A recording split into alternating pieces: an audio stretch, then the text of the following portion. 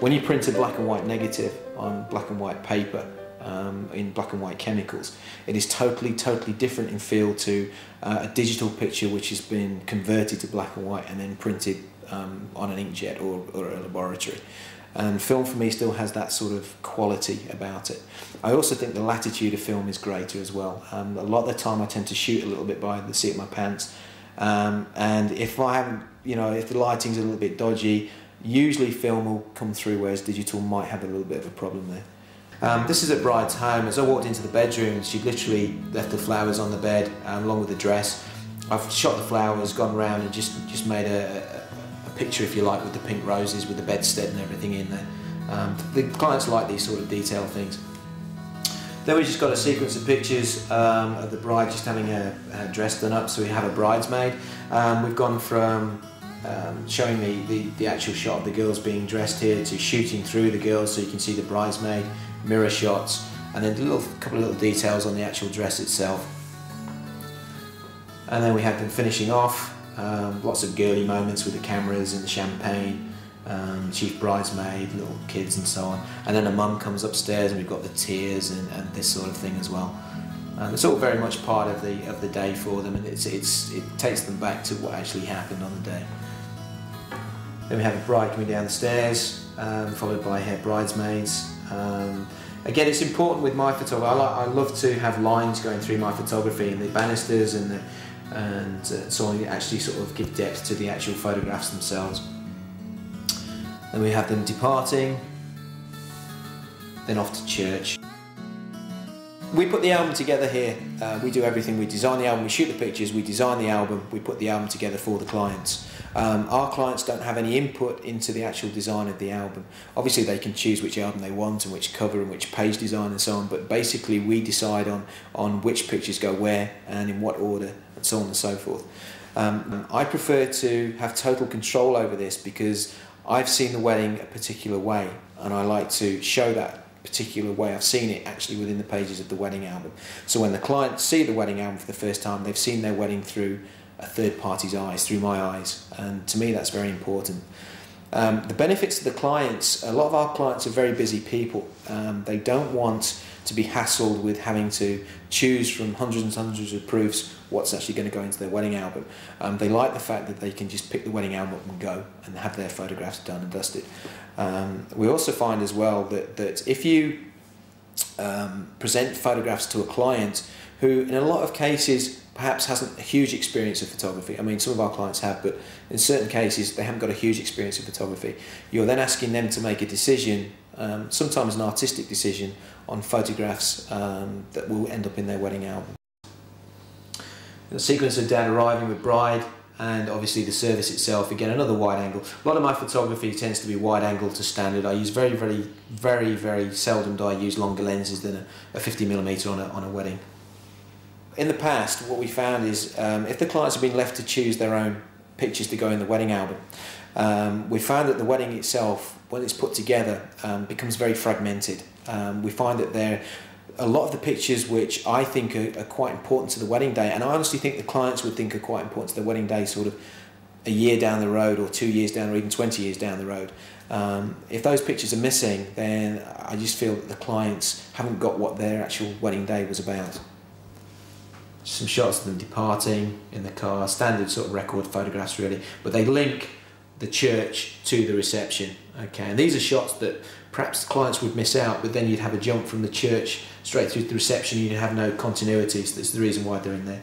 Reception details, again, clients spend a lot of money on things like string quartets and they had strawberries with the drinks and stuff, so it's important to show that. And then we have the drinks reception proper, as it were. So we've just gone around shooting the main sort of people here to give the clients an idea of who was actually there on their wedding day. The whole point is that the bride and groom, when they pick their wedding album up, can relive the whole of their wedding day. As soon as they open the pages, they can go back through the wedding day. And what they miss is incredible. What they actually don't see on their wedding day, yet see when they see their wedding album is just incredible sometimes. A lot of the comments that we get here is, oh, we didn't even know that was being taken. You know, and when we see the picture, it's fantastic. And we didn't see that happening. I was doing something else, and it's fantastic you've been able to capture that because we can now see our wedding day through our own eyes.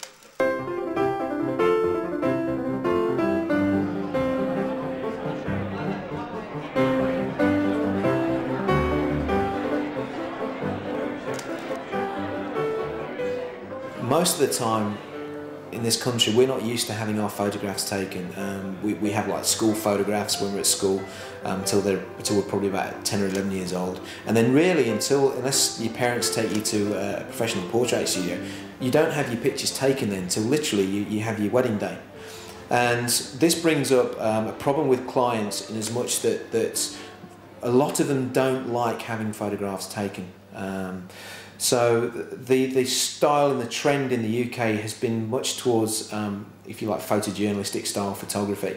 What we found is that a lot of the skill that was inherent in being able to pose and direct and light a subject has pretty much gone, and a lot of photographers think it's okay now just to go straight onto a wedding, digital camera, 2,000 images to get 20 or 30 good ones. And they're then giving that product to the client and saying, well, that's photojournalism, that's your wedding day. Lens-wise, all my lenses are fast. The slowest lenses that I have is a 2.8, which is a wide angle, 21mm. That's the slowest lens that I have, 2.8. Okay, I use very, very, very fast lenses. It's part of my style, it's part of what I like to do. It allows me to get shots that I wouldn't normally be able to get with a standard SLR. They work very, very well. So that's my slowest lens. My fastest is the f1 Not Deluxe, which, as I said before, is the fastest one we can get at the moment. And the others tend to range from f1.4 to f2. They tend to be my sort of preferred sort of apertures to work at anyway. So we have 35mm lenses, another 50mm, and a 28mm f2. And we also have a 75mm f1.4, which is an incredibly sharp lens, beautiful, beautiful lens with the outer focus areas. It's really, really stunning lens, that one.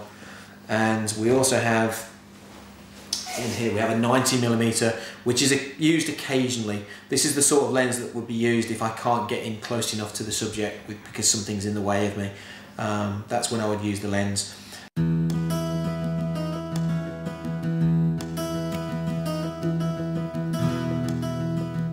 Been said loads and loads and loads of time, the only thing that you have after the wedding day is your wedding photographs. Everything else is gone.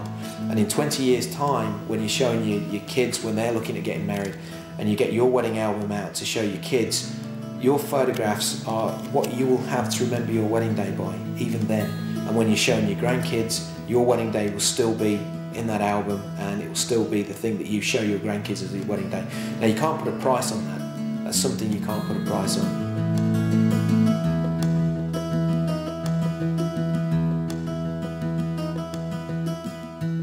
I would like to hopefully see my work as being on the same level as a sort of a fine arts photographer.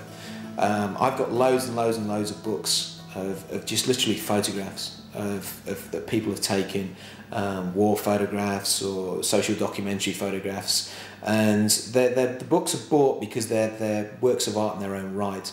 And I would like to think that in 10 years' time, my work would be of a standard whereby people would perhaps buy it for the sake of art rather than because it was their wedding day.